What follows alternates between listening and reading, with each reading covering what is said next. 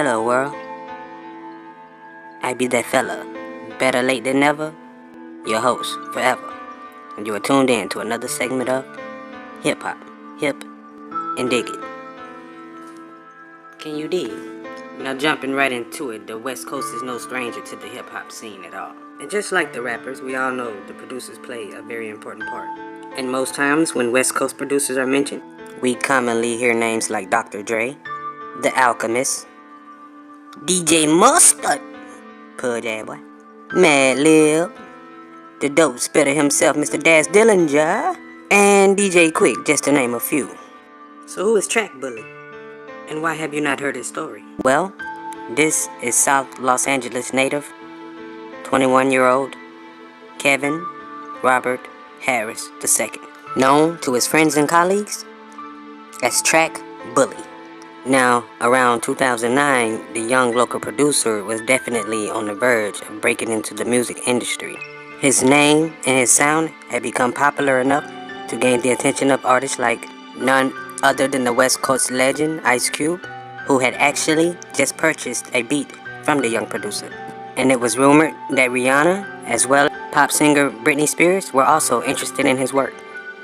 This newfound success would lead to Kevin being over-paranoid, but his friends said his ego would still change and Kevin would begin to feel himself. And this new attitude would eventually cause jealousy amongst others. On the night of September 20th, 2009, Kevin had scheduled to meet with a local rapper at the home where he oftentimes recorded music.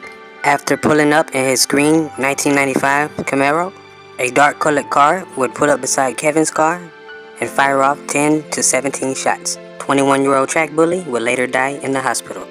Kevin was said to be a good kid, having no known enemies, and never being gang-affiliated. So, the fact he was fired upon with two different guns led investigators to definitely believe this murder happened out of jealousy. To date, the only known suspect in the case is Desmond Carter, the local rapper who Kevin was supposed to meet at the studio that night. However, Desmond was questioned but later released due to lack of evidence. Carter denied the claims, saying that he and Kevin were great friends and he loved Kevin.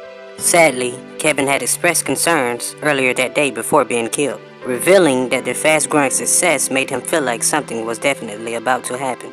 And sadly, on that September night, it all came to an end. Though another sad ending to a life full of potential, may his legacy continue. The investigation is ongoing and there is a $50,000 reward offered for information. Bet you ain't know it. But now that you're here, can you dig it?